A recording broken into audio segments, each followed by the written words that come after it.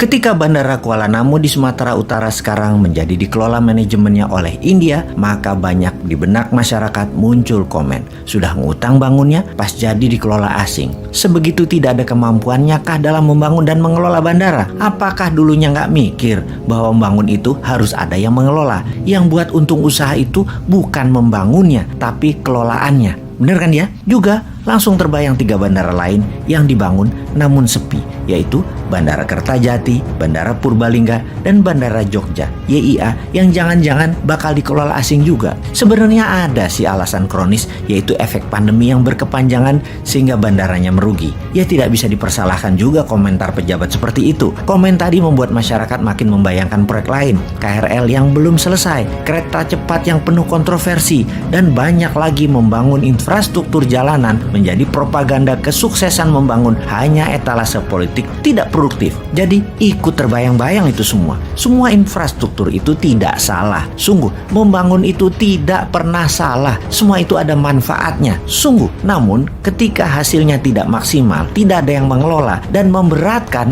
baik secara bisnis karena lama balik investasinya, juga berat karena beban hutang cara membangunnya, maka kita harus menemukan solusi. Walau agak ngocol memberikan solusinya, bikin kuping panas, namun tetap kita harus memberi solusi. Sungguh, kalau kita detailkan, kita New Mind ini sangat mendukung pembangunan infrastruktur. Yang membedakan dari sisi pandang New Mind adalah membangunnya kaum New Mind adalah caranya yang berbeda dengan Old Mind. Bukan tujuan yang berbeda, sama tujuannya. Sekali lagi, caranya. Cara berhutang, pakai teknologi asing, pakai uang asing, pakai orang asing, bahan procurementnya asing, itulah yang dikritik New Mind. Kita ingatkan sekali lagi, biar lebih paham. Membangun infrastruktur tidak salah. Yang salah itu kok bisa-bisanya dibohongi oleh pejabat di lingkungannya dengan mengatakan bahwa membangun infrastruktur itu wajib, bahkan pakai hutang dan dana asing pun gak apa-apa. Padahal berbarengan dengan itu semua, karena ada unsur asingnya, bisa jadi ini hanya akal-akalan yang pasti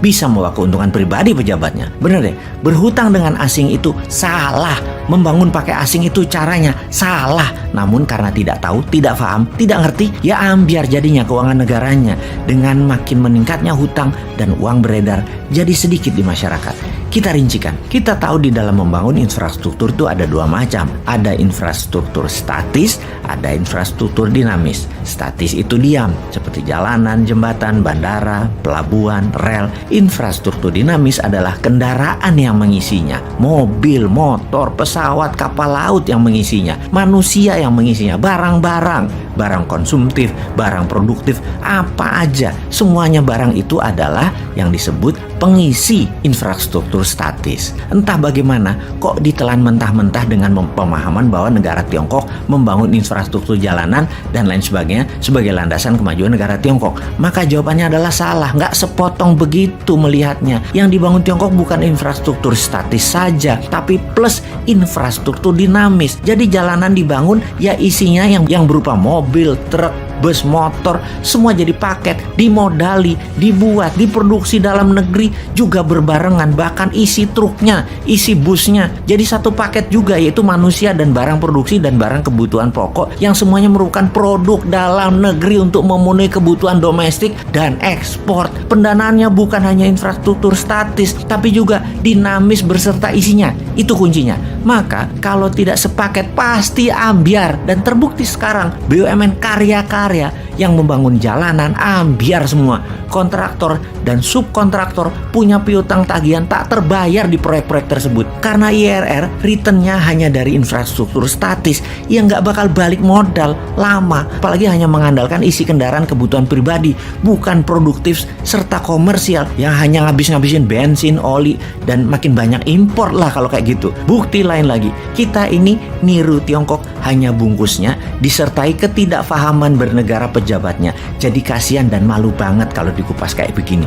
Apalagi kalau ada masalah, maka menterinya yang dipanggil, pejabat tertinggi melimpahkan 100% ke menterinya. Jadi kalau salah menterinya, kalau benar pemimpinnya. Sempurna idenya dan sempurna pasukan buzzer yang melindunginya dengan berita yang selalu positif. Di sisi New Mind, kita bukan memberikan informasi negatif. Benar kita nyinyir, tapi kita selalu memberikan solusi alternatifnya. Kita kuatkan bukti menunjang data kita. Amerika Amerika di tahun 1933 juga membangun infrastruktur jalanan.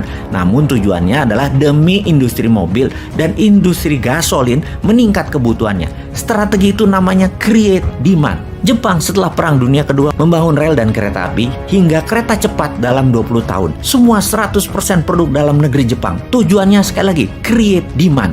Juga Tiongkok di tahun 90-an hingga 40 tahunan sampai saat ini juga membangun infrastruktur dinamis dan statis.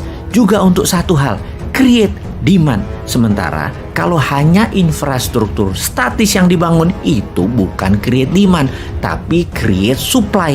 Yang punya demand, yang punya kebutuhan siapa?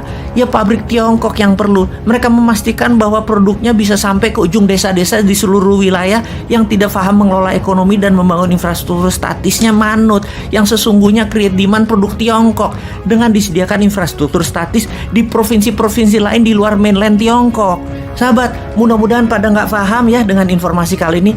Teruslah rebahan, teruslah menjadi masalah dan beban APBN, dan teruslah mengeluh.